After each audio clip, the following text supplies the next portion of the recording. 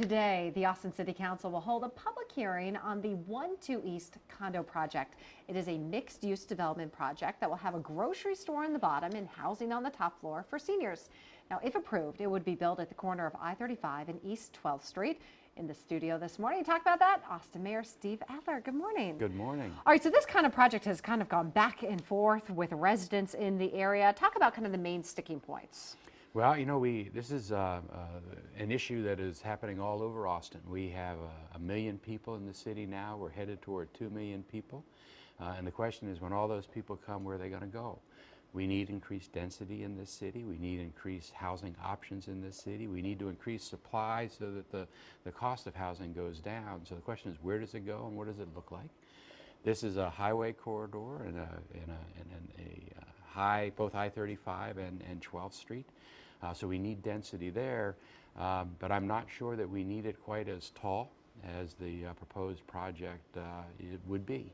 And my understanding is that the applicant recognizes now that maybe it shouldn't be as tall as was being requested, and that the proposal may be reworked a little bit. And I'm anxious to see what the applicant and the neighborhood come up with now. Yeah, because we were talking about how there are apartments just across the street along the highway too. So that is an area that's been developing, and also something that we haven't been hearing more about are homes just for seniors, which is really interesting. Is that needed more of here in the city? Absolutely. Austin has perhaps the fastest growing 60 to 65 age population in the country. So while we think of ourselves as a young city with all the millennials, we really are growing at the senior level as well, and that's something that we have to do something about. Yeah, I know the Miller development has been really, really popular for seniors as well. Let's switch gears and talk about, well, it's kind of the same thing, mobility. Certainly a big, big issue. You guys are looking at a project with the U.S. Department of Transportation, kind of be able to get $50 million. Talk more about that. Well, there's a contest, and Austin is one of the finalist cities for a $50 million grant, winner-take-all, one city, to work on tech and its solutions for mobility. You know, in this city we have an affordability crisis and a mobility crisis, and the two are intertwined. We don't solve affordability until we have also solved mobility.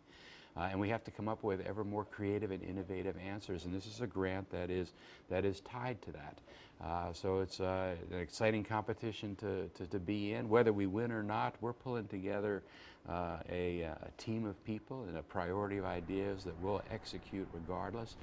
But that $50 million sure would help. It sure would. And what would be the one thing you would want to see done with our mobility issues if you were able to win that? Well, it's a question of being able to have mobility for people when they need it to be able to get where they need to go. And right now we don't have that in this city. So everybody has to get in a car because that's the only way you can ensure that you can get around. As we move into the future, we're going to have to use new technologies. We're going to have to use the right-of-ways we already have more efficiently and smarter. We're going to have to give people real options for getting out of their car, and they don't exist today as robustly as they need to, because ultimately we have to clear our streets. Well, do you want to see the light rail idea come back? Well, you know, it's hard for me to imagine a city with 4 million people in it, which is what we're going to be in 20, 25 years, metropolitan area that doesn't have some form of rail, but it's not part of the conversation right now. We need to focus on transit, on rapid buses, on creating dedicated lanes so the buses can move quickly. We have to put in the managed lanes on MOPAC and I-35. So there's a lot more work we can do, but ultimately it's hard to imagine a city with 4 million people that doesn't have some real mass transit option like a rail or a train. Yeah, it is tough to get around the city, that is for sure. Mayor Adler, we certainly appreciate you stopping in this morning to tell us about all this.